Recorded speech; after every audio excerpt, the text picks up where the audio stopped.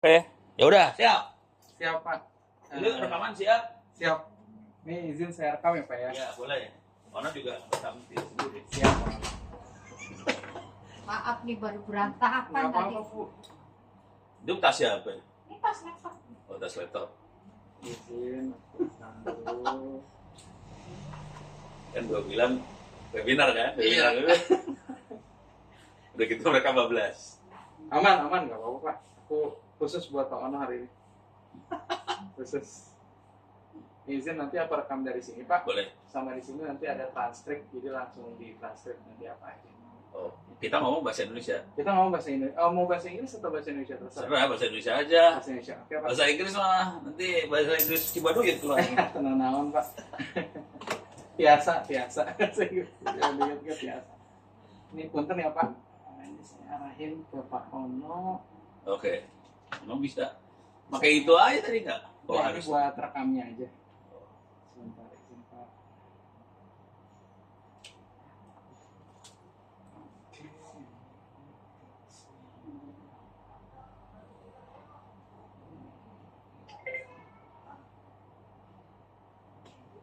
Nanti ke Pak Ono. Siap. Oke. Ya, Sip. Kak.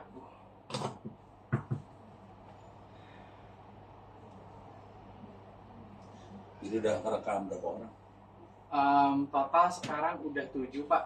Oh, 7. 2 dari US, 1 dari EU, 1 dari China, sisanya Indonesia.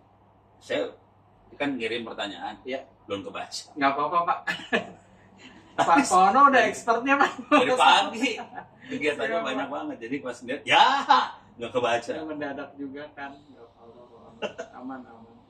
Kalau kemarin kebaca lah. Ini baca.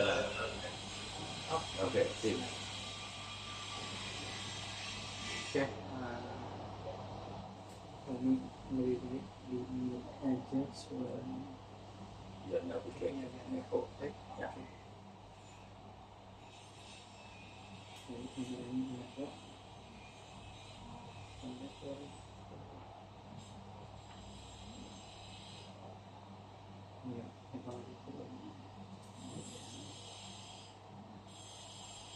Oke, saya mulai ya Pak Ono. Siap. Izin, Assalamualaikum warahmatullahi wabarakatuh. Waalaikumsalam. Pak Ono, terima kasih banyak atas kesediaannya saya wawancara Pak untuk kebutuhan tesis nanti di S2 saya di China. Boleh S2 ini. Ini S2. Kira S3. S2. Insya Allah nanti tahun depan Biasanya lanjut sih. S3. Kalau bagus lanjut. Iya. Ini teman-teman ini beasiswa ya? Iya. Keren. Alhamdulillah. Ya, jadi ini tesis saya ini awalnya saya pengen ini sedikit ininya dulu Pak intronya. Saya tadinya pengen meneliti soal hoax, tapi fokusnya di deepfake Oke. sebetulnya. Itu engineer banget. Betul. Tapi memang ketika udah konsul sama dosen, saya ngajuin pertama itu, kedua tuh the future of work. Jadi kayak pekerjaan di masa depan tuh akan seperti apa, kebijakan publiknya. Karena kan saya di jurusan kebijakan publik. Oke.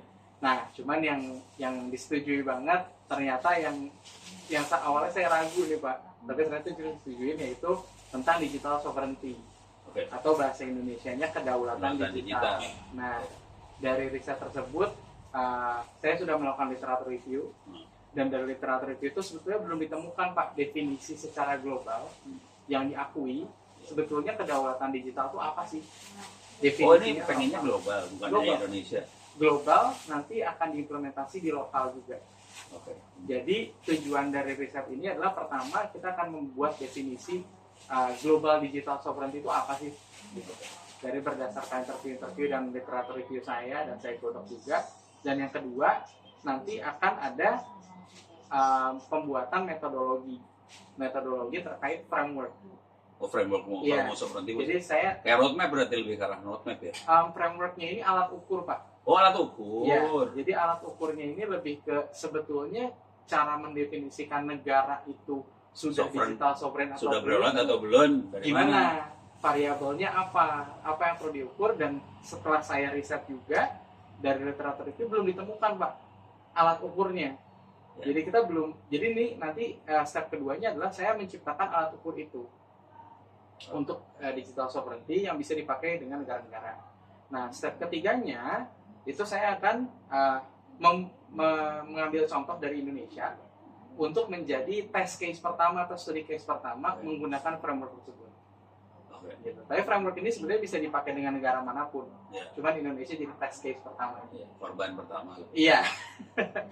Dan riset ini mayoritas kita dari US, EU, sama China dan Indonesia. Jadi saya narasumbernya dari 4 negara. Itu Pak Ono. Jadi siap kita mulai ke pertanyaan. Cuma jawaban Ono bisa saya enak jidat kan? Iya, boleh saya enak jidatnya Pak Ono. Pakai versi Ono kan? Iya, versi Ono. Kalau versi Ono biasanya kacau. Oh, kekacauan yang bermanfaat tidak apa-apa Pak. Tunggu sebentar Pak Ono. Oke, kita mulai di tesis.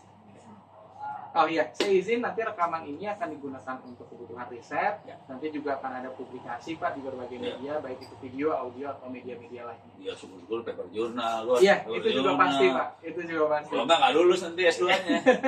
Siap Pak Ono.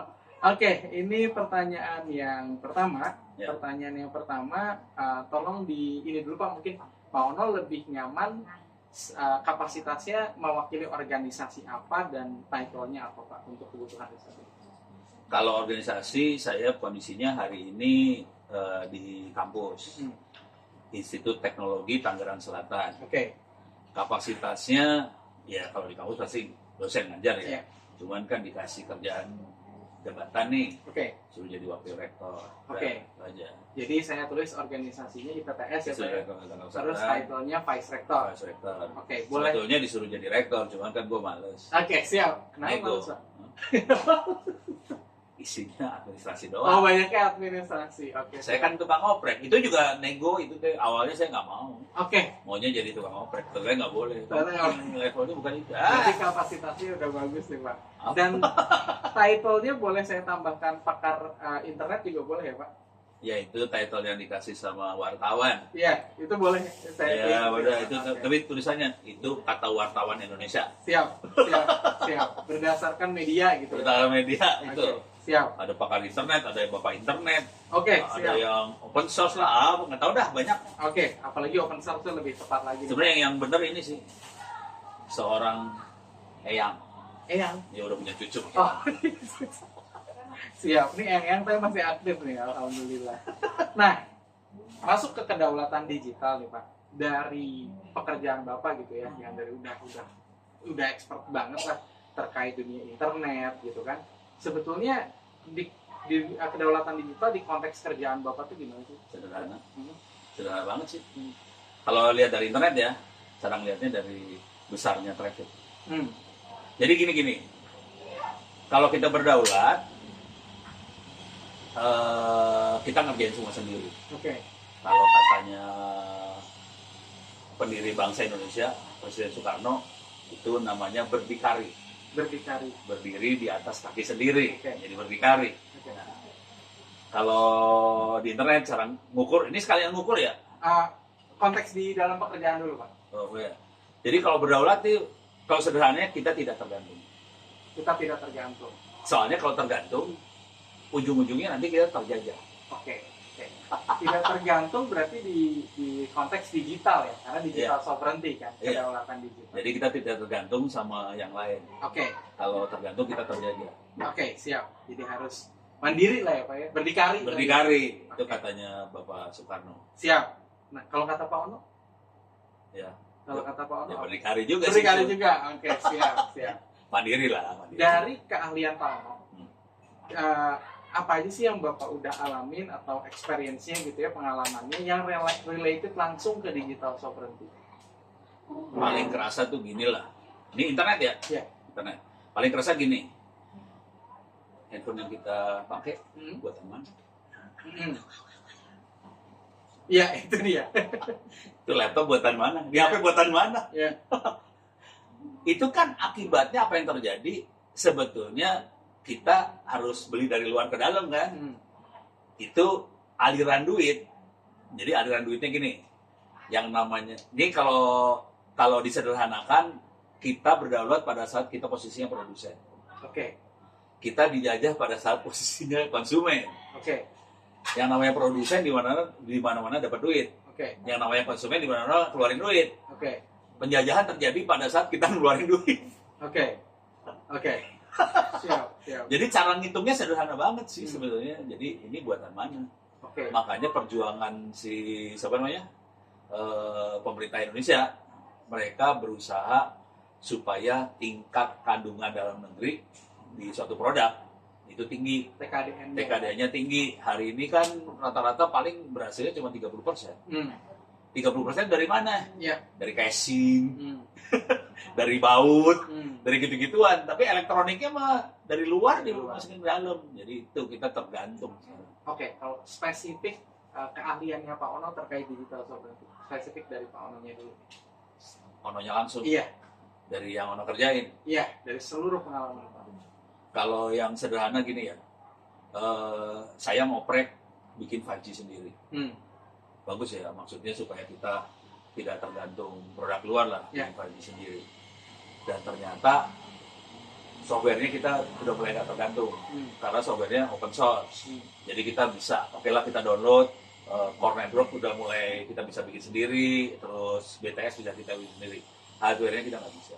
Oke. Karena hardware ternyata butuh ekosistem yang lebih hardcore lah daripada kalau software kan kita source code bisa di-download, bisa kita compile sendiri, dapat nih. Ya.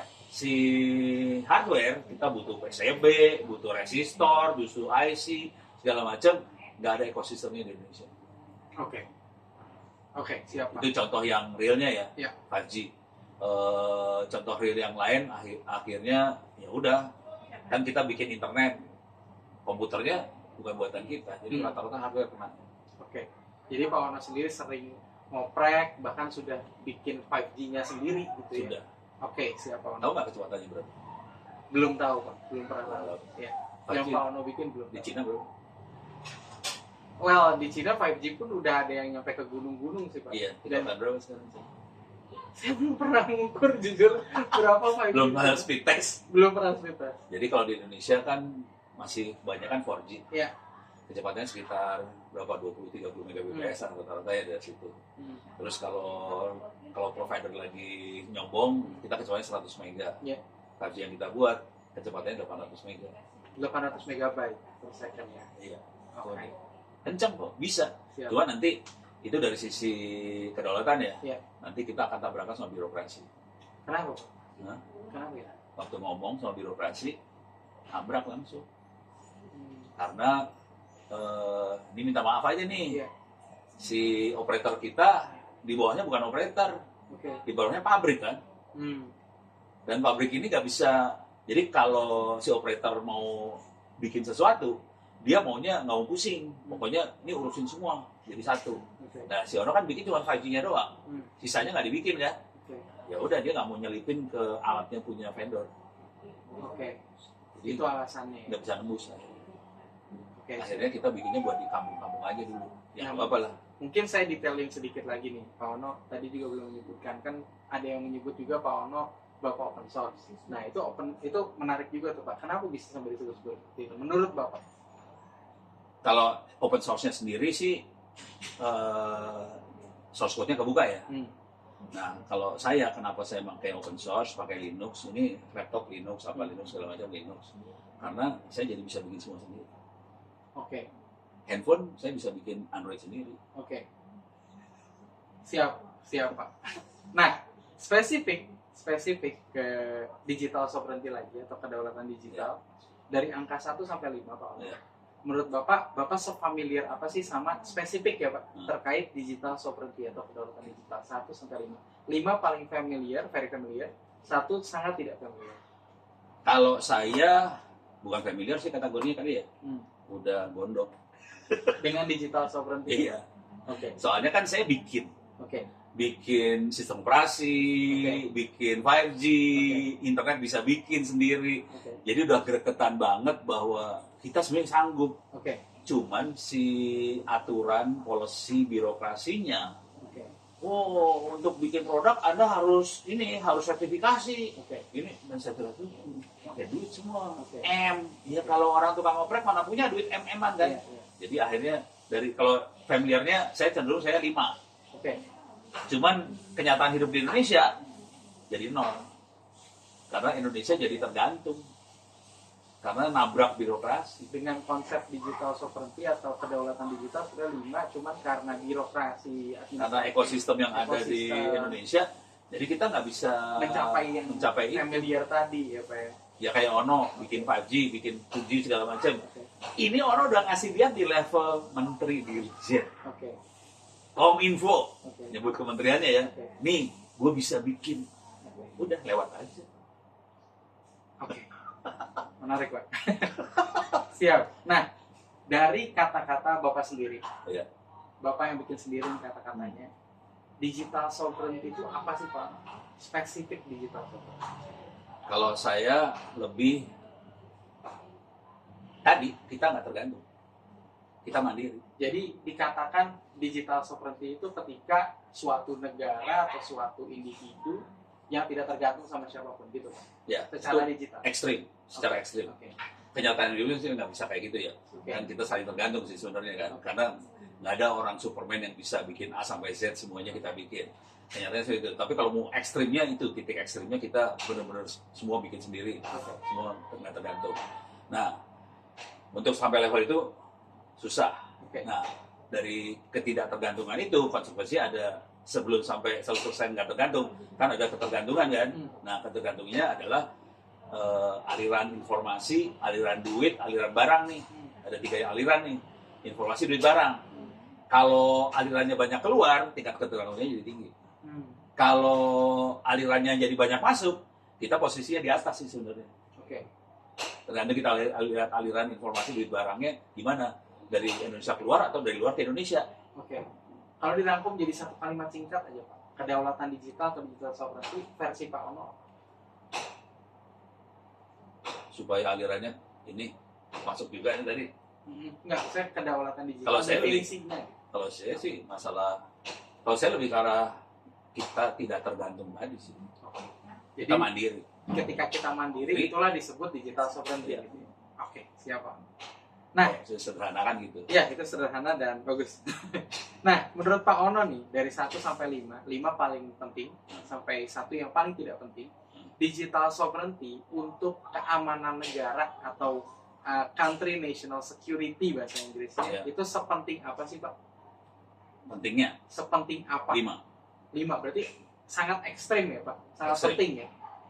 Sekarang kondisinya gini. Oke. Di Republik Indonesia nih. Ini buka-bukaan aja dah. Iya.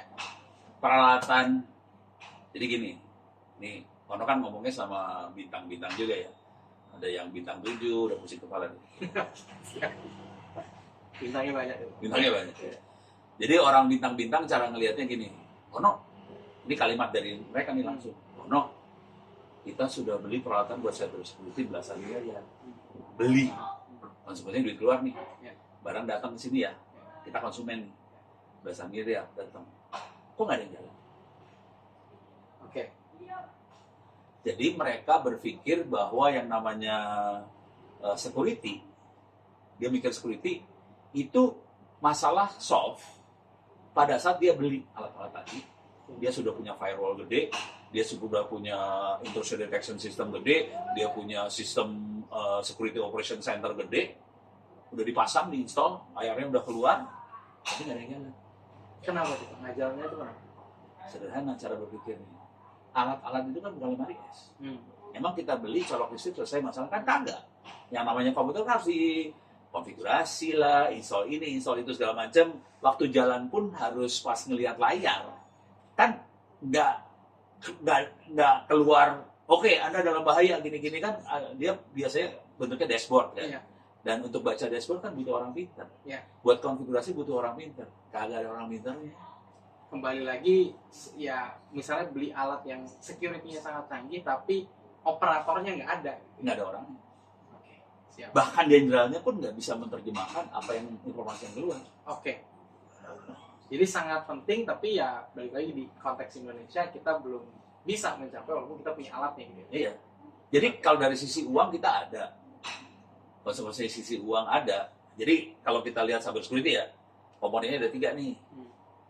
People, proses, teknologi. People itu manusia tadi ya. Proses itu aturan, prosedur itu proses semua. Teknologi barangnya. Teknologi bisa selesai masalahnya karena kita punya duit bisa beli itu semua teknologi.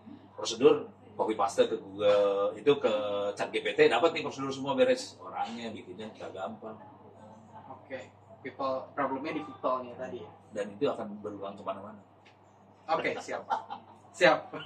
Mantap, Pak Ono. Nah, dari digital sovereignty gitu ya, Pak. Saya juga dari literatur review saya menemukan bahwa memang ada konteks digital sovereignty di skala negara, ada digital sovereignty di skala individual. Oh iya. Oke. Jadi kan individual mungkin tentang privasinya dia dan lain-lain, dia bisa mengontrol apa yang boleh diakses oleh orang dan yang lain-lain. Nah, dari pengalamannya Pak Ono dan menurut Pak Ono nih, lebih penting mana Pak? Digital sovereignty untuk negara atau digital sovereignty individu? Ya termasuk seluruh masyarakat. Jadi gini, kalau orang melihatnya ya, aku cenderung ke negara yang lebih penting. Jadi negaranya harus mandiri, mereka harus bisa ngurus semua sendiri. Oke. Pada saat dia bisa ngurus mereka semua sendiri, dia harusnya bisa melindungi si masyarakat. Oke. Artinya si masyarakat tidak perlu ilmu yang tinggi, si masyarakat nggak perlu pendidikan yang tinggi, tapi karena negaranya udah bagus, masalahnya aman. Jadi kalau saya cenderungnya ke negaranya dulu. Oke. Kenyataannya negaranya bonyok, Oke. masyarakatnya lebih bonyok lagi. Oke. Ya, simpelnya berarti kan ketika negaranya sudah bisa mengamankan, berarti setiap individu secara mereka tidak sadar pun sudah aman gitu. Sudah aman. Nah sekarang kondisinya negaranya nggak bisa ngamanin. Akibatnya semua orang harus belajar ilmu bela diri. Oke. Harus belajar karate. Oke. Akibatnya hanya mereka yang punya ilmu bela diri yang aman. Iya. Sisanya kagak aman. Iya. Dan Ono hampir setiap hari dapat email dari orang-orang isinya gini, Ono tolong saya ditipu, bisa balikin nggak duitnya? Tiap banking hari. ya Pak ya. Bisa banking, bisa apa aja, nipunya macam-macam. Emang nipunya kecil. Ada kemarin yang ngirim email, Pak Ono saya rugi $72.000. Oke. Itu 1 M. Oke. Dia orang Indonesia, posisi di Jepang, beli koin di Makau, Oke, di Makau. duitnya hilang. Oke. Terus nolongnya gimana? Iya. Push. Oke, siap. Menarik. Oke, jadi lebih penting yang state-nya dulu ya, Pak, negaranya dulu ya. Tapi jadi gini, pada saat negara mengamankan diri, nanti komponennya ada 3 selalu kan. People, proses, teknologi. Pasti negara akan di 2 nih. Proses sama teknologi, dia akan bikin undang-undang, bikin aturan, bikin prosedur, segala macam. Terus dari situ diturunkan ke peralatan teknologinya ya. Nah, mudah-mudahan dengan 2 ini kita bisa ngamanin user. Ya, tapi kan teknologi buat ngoperasin butuh orang pintar kan, tadi udah kelihatan masalah. Nah, waktu ngamanin user nanti ada proses namanya literasi digital, apa segala macam. Itu dikerjakan negara. Itu dikerjain semua, tapi masalahnya porsinya parah semua. Oke, siap Pak. Nah, ketika kita bahas juga terkait digital sovereignty, kan banyak aspek-aspeknya nih Pak. Ya. Aspeknya seperti contohnya data protection, tadi kan, Ya. cyber security, digital infrastructure-nya gitu kan, dan lain-lain. Dari semua aspek yang bisa kita bayangkan, menurut Bapak mana yang paling harus diperhatikan? Kalau bisa pilih satu, mana sih yang harus diperhatikan? Kalau orang akan milih orang. Kan aspeknya 3, kalau dikelompokin gede 3 doang tadi. People, proses, teknologi. Saya akan milih orang. People yang paling penting. Soalnya gini cara berpikirnya. Kalau kita lihat kenyataan di Indonesia, teknologi nggak masalah. Kalau teknologi kan urusannya duit ya, anggaran. Kita punya duit, jadi kita bisa beli teknologi. Aturan juga nggak masalah sih sebenarnya. Kita punya aturan kayak undang-undang perlindungan data pribadi kita punya, undang-undang informasi soal transaksi elektronik kita punya. Jadi undang-undang buat perlindungan itu ada. Oke. Nah, cuman yang jadi masalah ini, kalau tadi teknologi udah jelas kelihatan ya, orang yang buat ngoperasi nggak ada. Ini kita kan punya undang-undang. Oke. Pertanyaannya, kalau ada kasus, coba lapor ke polisi. Emang diladenin? Kagak. Jadi istri saya udah kena kasus tuh, kecolong duitnya. Totalnya dia 6,5 juta. Dari banking gitu Pak? Penipuan sih. Oke. Tapi kan penipuan transfer duit. Kalau duit udah ditransfer ke bank lain, nggak bisa ditarik tuh. Jadi aturan perbankan, kalau duit udah ditransfer nggak bisa tarik. Iya. Nah, itu masalah tuh, lapor dong, karena ditipu, lapor dong ke polisi. Nggak digubris sama polisi, asli. Karena gini, di polisi juga nggak ada orang yang bisa melakukan penyidikan. Bukan nggak ada ya, ada. Tapi jumlahnya segelintir. Contoh, Polda Metro Jakarta nih, yang jumlah penduduknya berapa Jakarta? 15 juta, 12 juta ya. Tahu nggak yang bisa menangani langsung ngerjain, cari pelaku untuk kejahatan siber?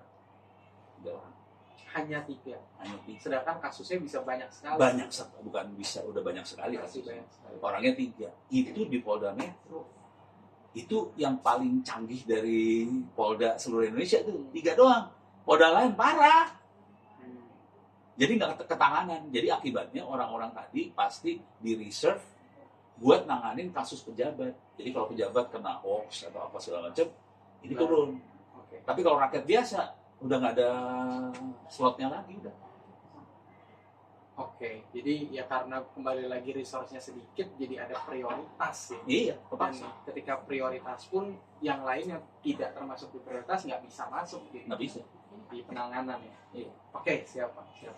Nah, dari sepengetahuan Pak Ono, Iya. kan negara nih banyak banget yang sudah mengimplementasi digital sovereignty. Saya pun kenapa mengacu pada US, China, dan juga EU, Ya. karena kan mereka gencar sekali mempromosikan hal-hal terkait digital sovereignty. Ya, karena mereka posisinya produsen. Ya. Dia udah sovereign. Ya. Kita posisinya konsumen. Kalau dari Pak Ono sendiri, dari semua negara di dunia ini ya Pak, Ya. mulai negara kecil, negara besar, negara apapun itu, Ya. mana yang menurut Bapak paling efektif dalam menerapkan kebijakan digital sovereignty? Kalau saya cenderung bilangnya ke Cina sih sebenarnya. Cina. Oke, kenapa tuh Pak? Jadi gini cara ngeliatnya. Oke, ini masalah aliran ya. Aliran duit, aliran informasi, aliran barang. Oke. Kalau kita berdaulat, aliran informasi itu dari dalam keluar yang banyak. Dari luar ke dalam lebih sedikit.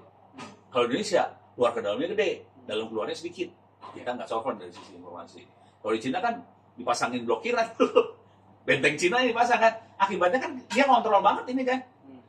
Jadi maksudnya tadinya lebih ngontrol, tapi akibatnya di dalam ini jadi aman banget. Oke. Tuh. Jadi bahkan Cina lebih dari US atau EU ya? Iya, dari sisi itu ya. Oke. Nah, yang ini dari aliran informasi. Jadi ini kita kontrol banget, akibatnya yang informasi yang ngaco-ngaco jadi nggak masuk semua kan. Oke, bagus. Kalau yang di Indonesia semua masuk, tapi kita nggak ada yang keluar nih, keluarnya dikit banget. Jadi kita konsumen banget, kita habis kelalep ke kebanjiran informasi yang nggak jelas semuanya. Akibatnya kita jadi bingung sendiri mana yang benar, mana yang salah kan. Nah, itu satu dari aliran informasi. Sekarang aliran barang dari Indonesia keluar kan, yang keluar kan barang-barang raw material ya. Hasil bumi, bukan hasil bumi ya, nature lah kayak gitu ya. Tapi produk kan lebih dikit kita kan. Produknya dari luar ke dalam nih. Kita habis lagi. Itu kenapa? Aliran informasinya kelihatan. Akibatnya aliran duitnya kelihatan banget. Kita keluarnya, duit keluar lebih banyak daripada duit masuk. Kita posisi defisit terus nih. Oke, jadi dari sisi ya balik lagi aliran informasi, terus juga keuangan juga berdampak ekonomi ya Pak ya. Dan itu yang membuat kenapa Bapak milih China jadi yang paling efektif dalam kebijakan digital sovereignty. Walaupun itu pasti dikomplain sama semua negara kan. Iya. Dia ngeblokir kan. Tapi itu jadi nolong akhirnya, membantu banget akhirnya. Oke. Nah, menurut Bapak apa yang paling tidak efektif sekarang? Kalau tadi yang paling efektif, sekarang yang kebijakan itu paling tidak efektif itu yang jadi gini, tadi blokir pertama. Yang kedua kita pencet ininya apa sih? Bukan gorong-gorong, pipanya. Pipa kita pencet nih, bisa. Kalau kita punya banyak pipa, kontrolnya susah kan? Pipanya didikitin. Nah, kalau di Indonesia benteng kagak ada, pipanya bocor habis. siapa? Maksudnya dari sisi demokrasi iya, oke. Oke. Cuman bayangin orang-orang belum siap, dibuka habis, keluarnya apa coba? Keluarnya tau nggak Pak? Di Apa Indonesia? Pak? Pornografi, Oke. judi online, pinjaman online, Pinjol ya. dan itu kasusnya banyak banget sekarang. Oke. Jadi dari seluruh dunia nih Pak Ono, menurut Pak Ono yang paling tidak efektif Indonesia atau ada negara lain yang tidak efektif? Kalau itu nggak pernah ngukur. Oke. Tapi kalau saya nggak, Sepengetahuan Pak Ono. Indonesia termasuk yang nggak efektif. Oke, jadi bukan Indonesia yang paling tidak efektif, tapi salah satunya Indonesia. Salah satunya Indonesia. Soalnya kan kalau begitu gua harus ngukur dulu dong. Ya. Sedangkan ukuran digital sovereignty ini yang lagi di riset ya Pak, karena belum ditemukan. Iya. Oke, siap Pak. Oke, berarti dari pengalaman dan pengetahuan Indonesia salah satunya. Tapi nggak ada satu spesifik ya Pak ya. Satu Maksudnya negara yang paling tidak efektif nggak ada, yang spesifik negara nggak ada berarti.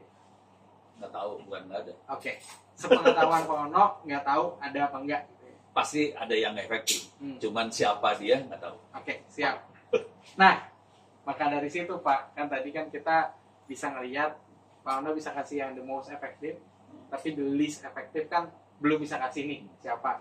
Oh ya, Cina juga, Amerika udah takut sama Cina ya. Itu konteks sama lain nanti Pak. Saya Takut dari sisi barang, mereka kan Iya. pabriknya di Cina semua. betul.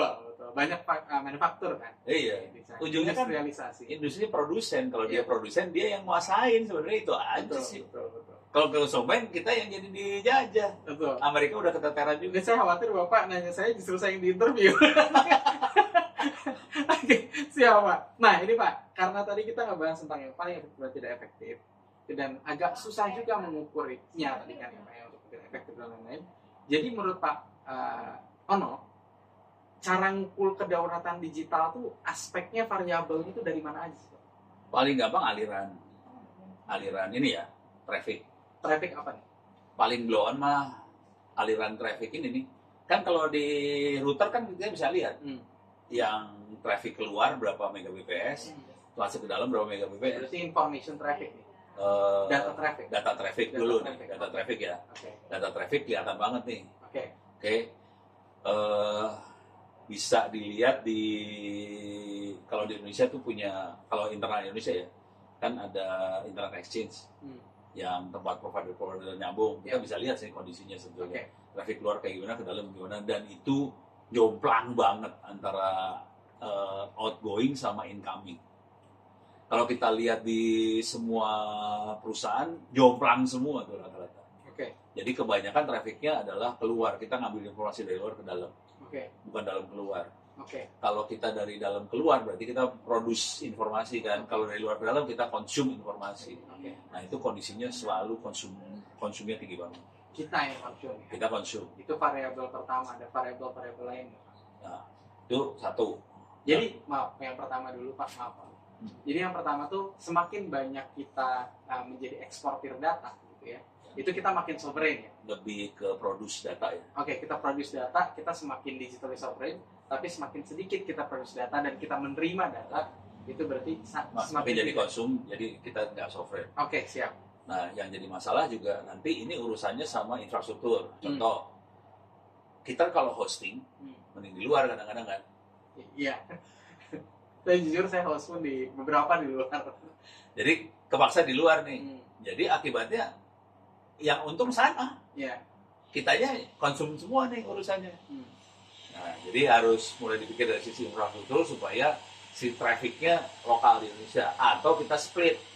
Untuk traffic internasional, oke lah taruh di luar. Tapi kalau traffic dalam negeri, taruhnya dalam. Oke. Masa traffic dalam negeri taruhnya di Amerika, taruh di mana hostingnya, atau Singapura gitu kan? Yang sovereign Singapura lah. Iya. Bukan Indonesianya. Oke, jadi variabel keduanya adalah di mana servernya gitu ya Pak. Ya, karena itu akan ngarahin trafficnya. Di mana letak servernya ini Iya. yang memang dikonsumsi dari Indonesia. Iya. Oke, itu variabel kedua. Variabel apa lagi Pak? Variabel yang lain tuh kira-kira ini ya.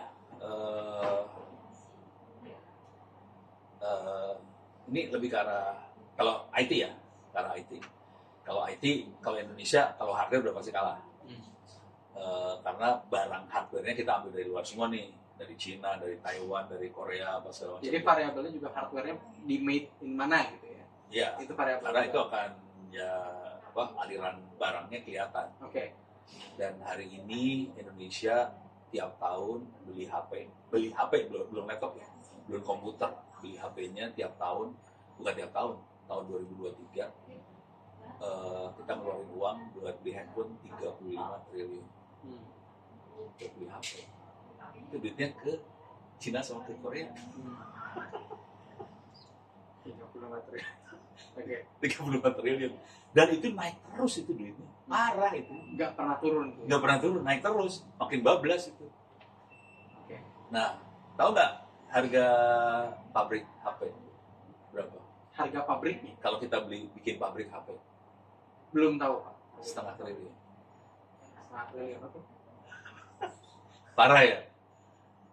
Di Indonesia ada pabrik HP-nya, Hmm. ada di Polytron misalnya di Semarang ada segala macam ya. Tapi kalah kegerus dari sebelah sana. Karena untuk pabrik kan nggak cuma pabrik, kita harus bikin ekosistem kan. Iya. Ada yang bikin PCB-nya lah, ada yang bikin komponen lah, apa segala macam. Kalau bikin pabrik doang, komponennya diambil dari Cina, tetap aja kita parah. Ujungnya hanya assembling ya. Iya, kita harus bikin ekosistem. Oke. Dan untuk sampai level itu bukan cuma sekedar hardware, Iya. kan ada orang yang bikin desain segala macam. Iya. Ini contoh aja ya kemarin tuh. Ini cyber security urusannya. Iya. Cyber security. Ini lebih ke arah software. Kemarin Metrodata presentasi bahwa dia bekerja sama DFT. DFT. Pokoknya ini perusahaan Vietnam. Padahal Vietnam kan belakangan dari Indonesia. Mandirinya lah ya. Kayak merdekanya belakangan dari Indonesia kan. Habis perang Vietnam dia mulai naik tuh. Indonesia kan dari dulu. Harusnya Vietnam kalah dong sama Indonesia. Ini DFT. R&D-nya 25.000 orang. Kita, si Metrodata adalah termasuk perusahaan IT paling besar di Indonesia. Hampir nggak ada R&D level kayak gitu. Sana 25.000 orang dan dia bikin software buat cyber security-nya. Akhirnya gabunglah Metrodata sama Vietnam ini, bikin perusahaan bareng. Tapi R&D-nya dari sana. Joint venture gitu. Joint venture. Indonesia berharap bisa belajar dari Vietnam. Bukan gimana gitu. Indonesia belajar dari Vietnam. Gimana? Oke, menarik. Berarti ya tadi balik lagi manufakturnya, measure-nya juga berapa jumlah orang yang ekspornya gitu ya Pak ya. Iya. Selain Nanti itu ada lagi. nanti kalau orang ekspor, ini urusannya sama produsen manusia loh. Oke. Sama kampus ya, yang produksi manusia. Sudah tahu belum jumlah engineer Indonesia? Jangan engineer dulu lah. Lulusan S1 Indonesia ada berapa per tahun? Per tahun ini saya nggak tahu Pak, tapi saya tahu beberapa tahun lalu tuh mencapai puluhan ribu, ratusan ribu bahkan. Jangan engineer, lulusan S1.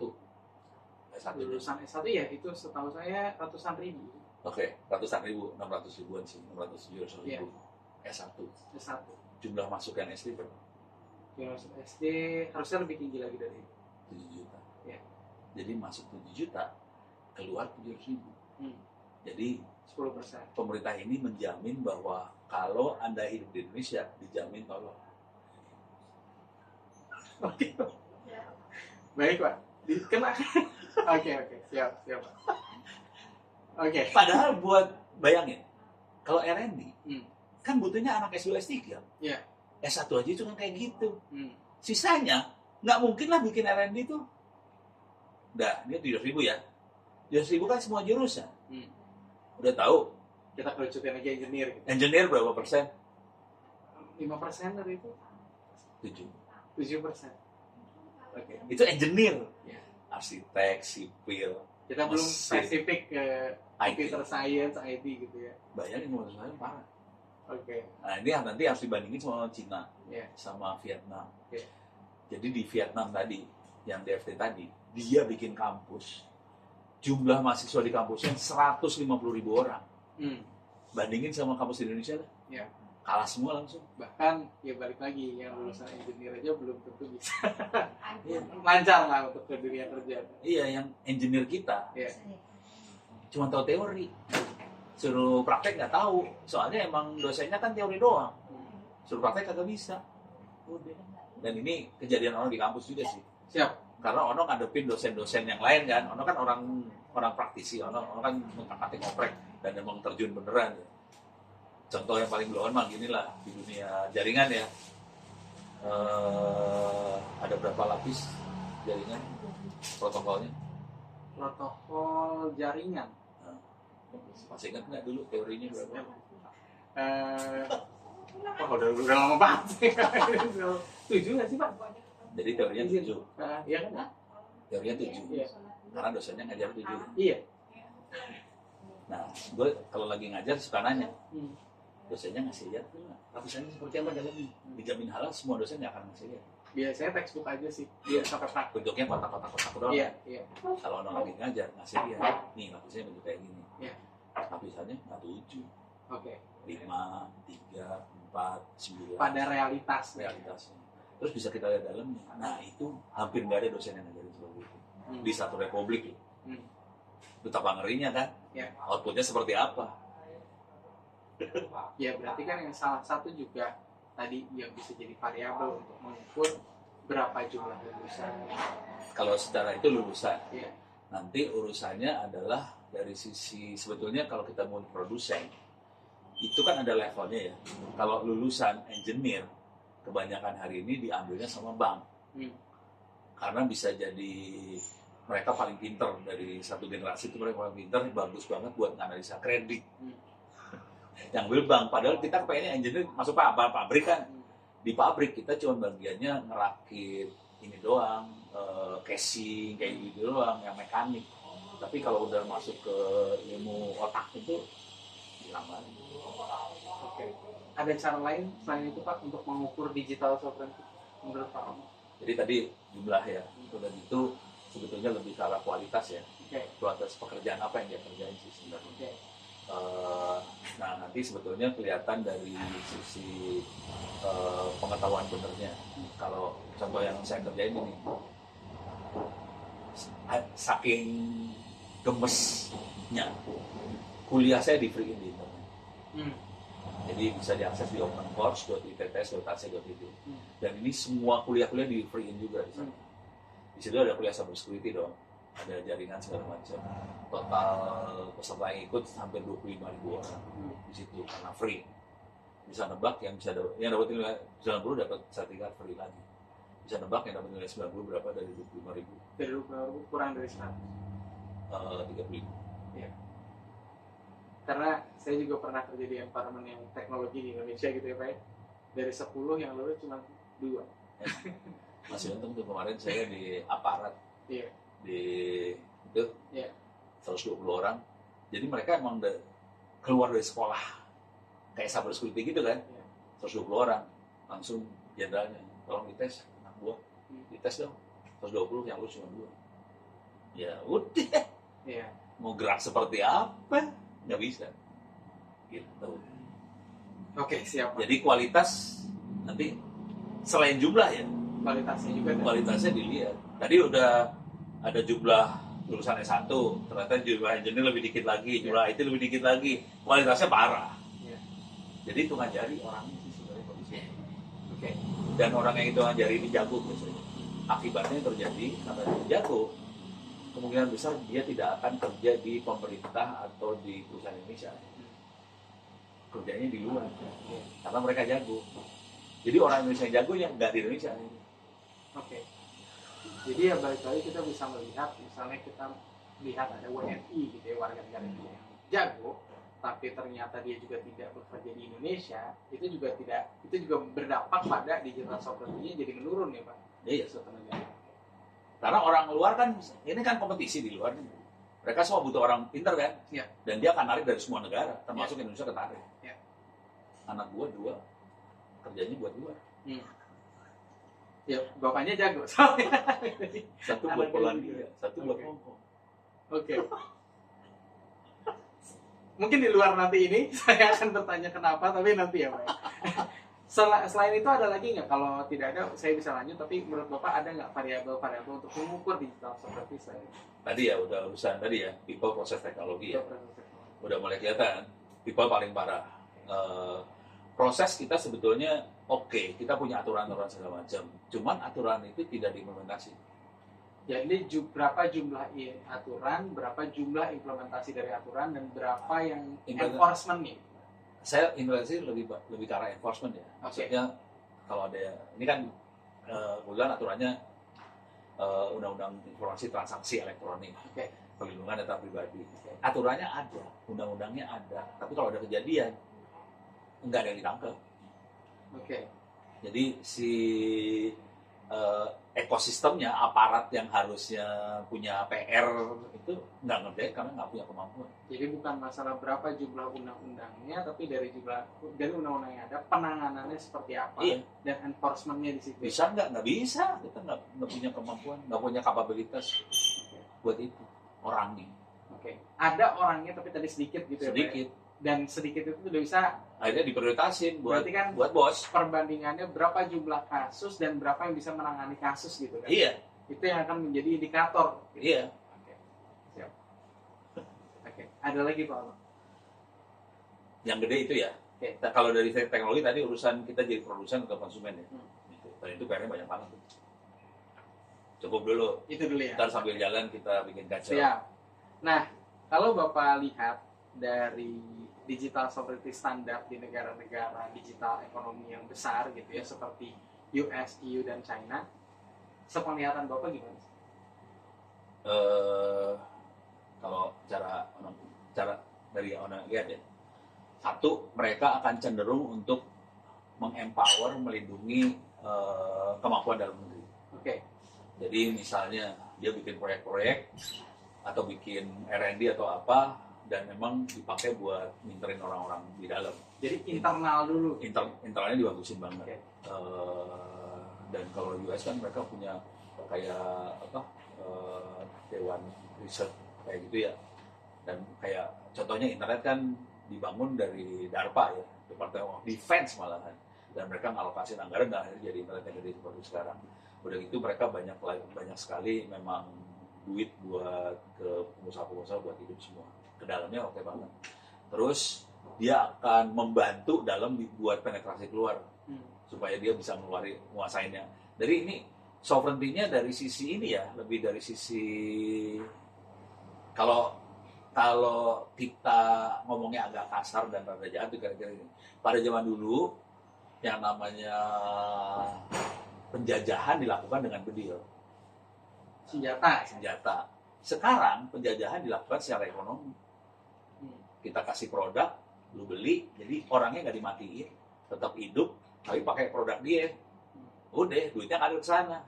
Udah bubar seperti itu. Berarti itu terkait dengan modern kolonialisme ya, Pak? Lebih ke arah situ. Ono melihatnya, tapi ini Ono nggak pernah baca referensi. Ini insting doang. Kira-kira kayak gitu. Nah di Indonesia perlindungannya hampir nggak ada. Jadi yang kejadian, ya udah. Ini kejadian banget nih, kejadiannya contohnya gini. Kita butuh yang namanya pusat data nasional. Ya udah, barangnya beli aja. Jadi bukan kalau bisa pakai produk lokal atau segala kagak, dari luar masuk semua berubah. Terus yang namanya tingkat kandungan dalam negeri ya diatur aja pakai kertas. Oh ini tingkat kandungannya sekian gitu supaya lolos. Gitu. Jadi akhirnya ya udah, kita dijajah habis semua kondisinya. Dari sisi orang luar, oke bagus, kita jadi pasar. Okay. Tapi dari sisi Indonesia kita lindas habis. Gitu. Oke, siapa? Kalau dari pengalaman Pak Ono, kalau tahu nggak apa-apa, kalau nggak tahu juga nggak apa-apa ya Pak.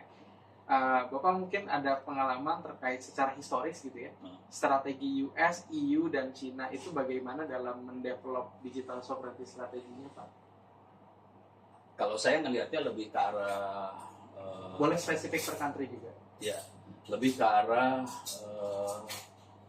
tadi penjajahan secara ekonomi ya. Jadi cara developnya kira-kira gini. Ono kan di dunia IT banget. Oke. Ini teman-teman kan banyak nih pedagang-pedagang nih distributor produk segala macam. Oke. Nah, Ono dapat sampel. No, ini router baru, ini wifi baru, lu cobain segala macam. Jadi caranya mereka ngasih barang buat dicoba. Ya Ono dengan senang dong. Ono bikin buku apa segala macam kan. Jadi ini jadi marketing kesananya. Jadi tekniknya halus banget sih sebenarnya. Contoh teknik yang halus yang lain namanya Microsoft misalnya. Kan orang-orang pada bajak di Indonesia nggak terlalu dilindes kan. Tapi kan akibatnya semua guru ngajarin Office di mata pelajarannya kan. Itu jadi marketing kan. Akibatnya Microsoft menguasai Indonesia. Jadi tekniknya sih sebenarnya adalah kayak narkoba lah. Dikasih chip-chip, terus lama-lama kita ketagihan, lamanya tergantung, pada saat tergantung ya udah duit ngalir. Jadi secara historis bahkan ke dampak ke negara kita gitu ya Pak. Iya. Mereka kasih freebies gitu kan, Iya. agar nanti kita bisa jadi consumer seumur hidup gitu ya. Seumur hidup. Secara historis itu ya cara mereka. Paling kelihatan mah Microsoft lah sekarang. Oke. Cuman kan orang sekarang mikirnya pakai handphone Android. Mereka gak tahu Android itu Linux. Orang Microsoftnya pernah ngomongin Ono sih. No, lu bisa gabung Microsoft enggak? Emang kenapa? Kita sekarang udah open source. Nah, open source dari mananya? Nah, ternyata dia harus berantem sama Android. Jadi akhirnya dia punya WSL kan di Microsoftnya. Itu buat berantem, untuk buat berantem itu di Indonesia butuh toko open source masuk ke dalam Microsoft. Oke. Menarik banget. Siap. Ini banyak banget yang relate. Oke, siapa? Itu main feature-nya itu. Nah, main strateginya menurut Pak Wan. Nah, kalau lebih nguasain pasar sih. Oke. Kalau Pak Wan lihat juga, what do you think features-nya itu apa sih dalam pendekatannya mereka gitu? Dari US, EU sama China, apakah mereka sama pendekatannya apa beda atau gimana? Kalau China itu lebih bottom up. Gimana tuh? Dia dari bawah. Jadi ini China dia ke distributor produk ya. Jadi di Indonesia banyak pedagang-pedagang nih dikasih produk, udah gitu pedagangnya berusaha menjual produk tadi ya dengan berbagai caranya dia, apakah ngasih sampel ke Ono lah, terus dia bikin event apa segala macam. Dari bawah. Kalau Cina lebih ke arah situ, main bawah. Kalau Eropa Amerika dia formal. Gimana? Jadi lebih apa ya? Government to government atau bisnisnya bisnis gede, dia mainnya gede-gedean. Kalau Cina main bawah, dia nguasain. Jadi Cina kayak mau cetung kali ya. Dia nguasain desa dulu, baru dia hajar ke kota. Kalau Eropa Barat segala macam, dia hajar kotanya dulu. Tapi desanya nggak dikuasain. Akhirnya direbut sama Cina semua. Oke, siap. Jadi itu beda approach-nya ya. Satu main atas, satu main bawah lah. Kira-kira kayak gitu sederhananya mah. Oke, siap. Dari 3 region tadi ya Pak ya, baik dari US, EU sama China, apa sih kelebihan dan kekurangan dari masing-masing dalam digital sovereignty strateginya mereka? Kalau sekarang kelihatannya jadi kayak gini sih. Orang Asia kali soal Cina itu kan tukang ngulik ngoprek. Jadi untuk produce oke banget.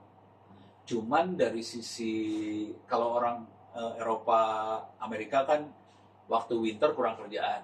Akhirnya mereka winter kan bener mikir, desain, ngoprek jadi bagus. Jadi dari sisi kualitas bagus banget yang Amerika sama Eropa. Makanya bagus banget karena mereka iklimnya memang memaksa dia untuk di dalam lab ngoprek segala macam. Kalau orang Asia kan cenderungnya di luar enak terus ngapain ini, tapi mereka harus kerja kan. Jadi etos kerjanya tinggi banget. Cuman Cina bagusnya kan dia nyontek juga kan, ngambil produk terus malah karena kita bisa bikin produk bagus, orang Amerika ngelempar ke Cina buat produk kan. Akhirnya dia lihat desain segala macam, mereka bisa bikin barang itu juga kan. Jadi dari sisi kemauan produksi si Cina oke banget, si Eropa Amerika bagus dari sisi desain dan teknologi ininya ya, teknologi barangnya, tapi nggak punya kemampuan produksi seperti Cina. Cuman karena Cina itu karena murah akhirnya pada produksi di sana, akhirnya bisa kecap kan. Dan yang kerennya kan Cina kan orang RNI-nya banyak juga kan sekarang. Ya udah habis. Oke, siap. Oke, siap. Sayangnya Indonesia udaranya iklimnya enak banget, jadi mikir kagak, bikin kagak. Iya. Karena di Cina pun kalau di atas kan dia juga ada winter juga. Iya, di Beijing sana udah sana, iya. Saya di kampus soalnya ntar dingin ya. Dingin banget. Oke Pak, kita masuk sekarang ke konteks yang lebih Indonesia nih Pak. Kalau dilihat dari US tadi, EU atau Cina, menurut Bapak untuk di Indonesia nih, kita harus mengadop dari yang mana sih Pak? Lebih ke yang mana? Adopsi digital, kemampuan kita, model. ya kalau kemampuan kita lebih ke arah bikin skill, kita lebih ke otot sih. dengan kondisi sekarang, dengan SDM kita yang terbatas, dengan pengetahuan kita terbatas, kita lebih ke skillnya sih sebenarnya. Kalau disuruh mikir lebih susah. Jadi untuk awal harus ikut yang Cina sih sebenarnya. Bukan US, bukan EU. Ya mungkin ada sedikit orang ke sana, tapi yang sebagian besar sih lebih ke Cina. Soalnya kan otak kita suruh mikir lebih susah kali. Oke. Nah, ini sekarang kita spesifik lagi. Sebagai negara berkembang katanya. Ya, berkembang terus nggak pernah berhenti. Apakah menurut Bapak dengan tadi kita udah mendefinisikan dan yang lain, apakah Indonesia ini adalah negara yang berdaulat secara digital?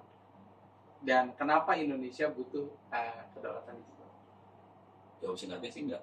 Enggak ya? Nol berarti. No. Bahkan 1 sampai 5 tadi mau bilang nol ya? Iya. Jadi konsisten nih Pak, nol ya? No. Siap. Tapi butuh nggak digital sovereignty? Ya butuh, soalnya akibatnya kita harus membarter kebutuhan teknologi kita dengan sumber daya alam kita. Jadi kita ambil tuh namanya nikel, kita ambil yang namanya batu bara, apa segala macam, nikel kirim ke Cina kan, terus jadi baterai di sana, nilai tambahnya tinggi banget tuh di sebelah sana. Di sini habis. Ini contoh di produksi barang teknologinya ya. Iya. Tapi kalau kita konteks di digital sovereignty-nya gimana? Lebih Digital. ke digitalnya, bukan yang barang produksi gitu. Jadi kan dari nikel kita segala macam kan kita dapat duit nih dari sumber daya alam kita, batu bara, nikel dijual keluar, bahkan pasir dijual ke Singapura, dan jadi duit semua kan, udah Yang terbaru ya. itu yang terbaru. Itu jadi duit. Ya. Duit itu kita beli kebutuhan teknologi kita kan, apakah itu server segala macam. Ya kelihatannya sih balance.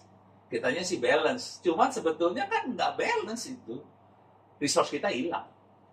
Oke. Dan ini nggak bisa kita renew. Itu kan bukan sesuatu yang renewable. Oke. Kalau udah ditambang hilang habis. Sementara yang di sana kan dia ngambil resource-nya dari luar, di packaging jadi lebih bagus, kirim lagi. Gitu.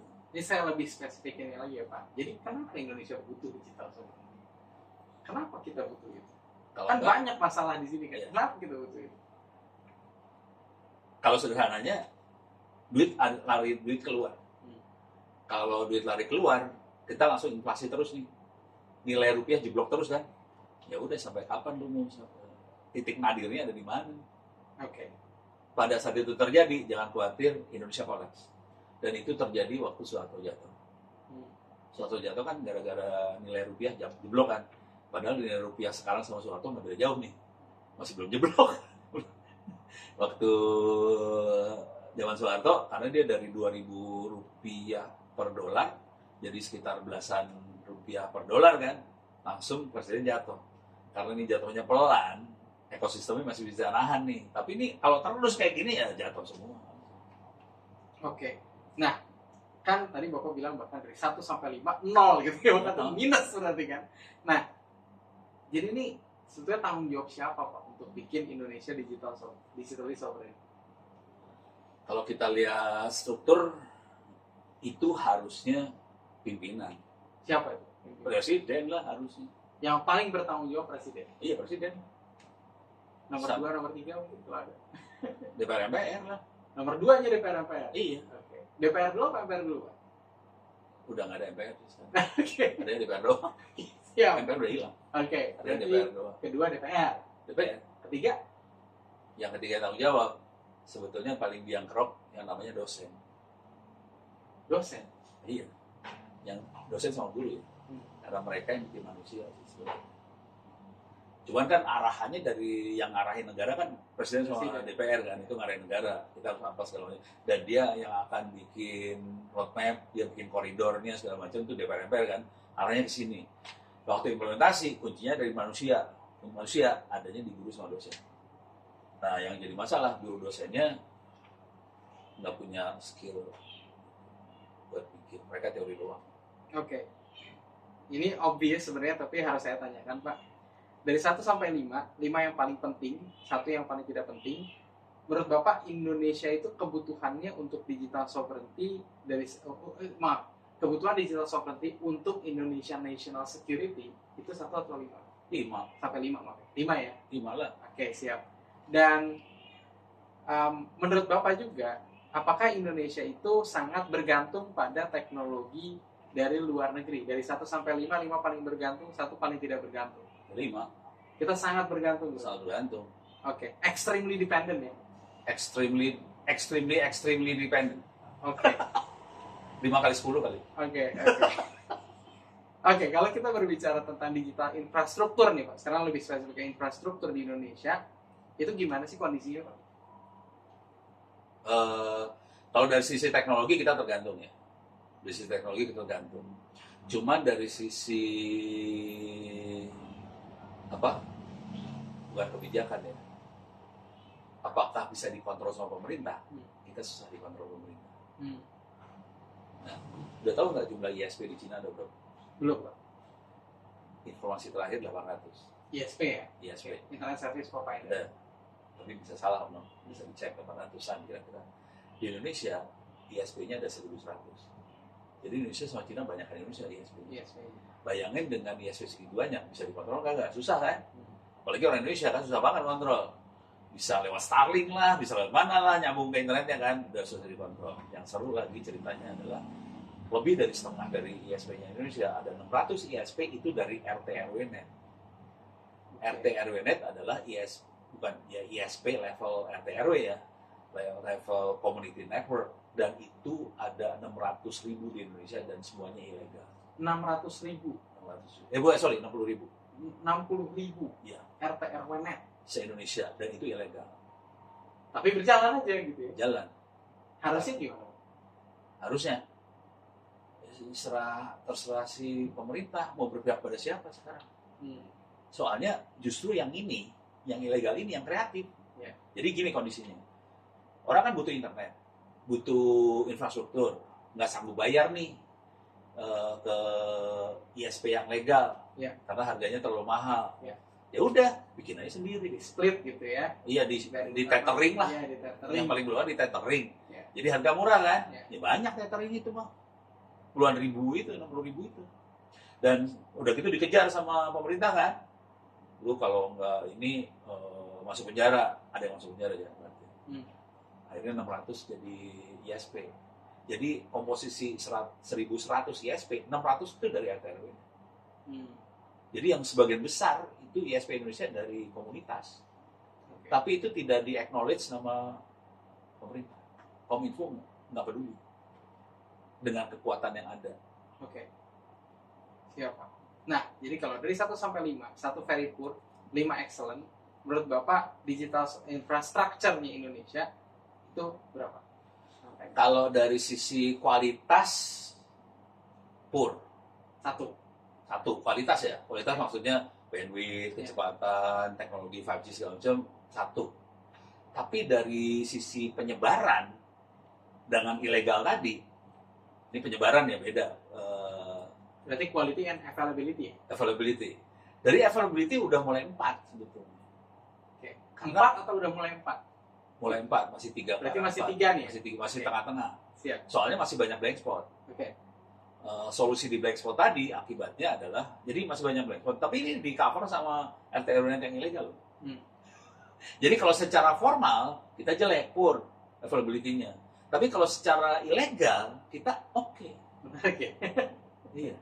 Tapi ini nggak ada di negara lain ya, jangan khawatir. Negara lain Oke. itu semua harus legal kan. Iya. Kalau lu nggak legal urusan berabe langsung. Iya. Kalau di Indonesia kita bisa nggak legal. Soalnya aparat kita kan bisa dikasih duit, selesai masalah. Dan ini jujur aja mereka jadi ATM. ATM aparat nih kondisinya. Nah, kemudian dengan kondisi seperti itu, mereka semua berjuang kan supaya lebih bagus segala macam. Banyak akhirnya sekolah-sekolah komplain ke Ono, ini nggak ada sinyal. Ono bikinin solusi akhirnya, bikin namanya internet offline. Bingung nggak tuh internet offline? Gimana? Itu kayak intranet. Jadi caranya intranet secara teknologi, cuman saya bikinin hard disk, dalamnya sudah ada web server, sudah ada Wikipedia, sudah ada perusahaan digital, tinggal colok ke komputer langsung nyala, bisa diakses sama semua offline. Dan itu saya dimarahin bintang 3. Karena? Lemhanas. Lemhanas adalah lembaga Indonesia yang ngasih nasihat buat ngasih masukan ke presiden kan.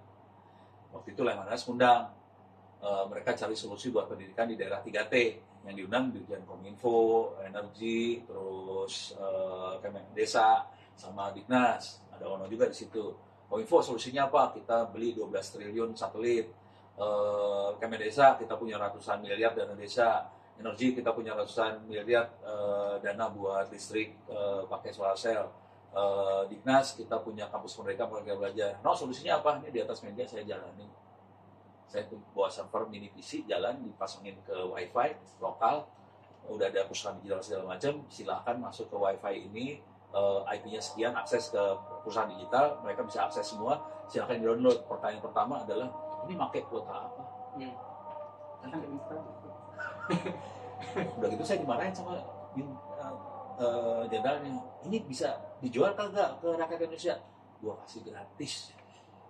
Mulai marah dia. Soalnya orang ngasih gratis. Oke Pak, ini saya pause dulu sebentar karena azan. Nanti izinnya tinggal sedikit lagi Pak, boleh kita lanjut setelah maghrib ya? Izin Pak, terima Mau kasih. sholat dulu atau mau ini? Boleh sholat dulu Pak. Boleh sholat dulu. Oke. Nah, sholatnya ini di pause dulu ya. Iya, izin Pak Ono. Oke, salah pencet dah.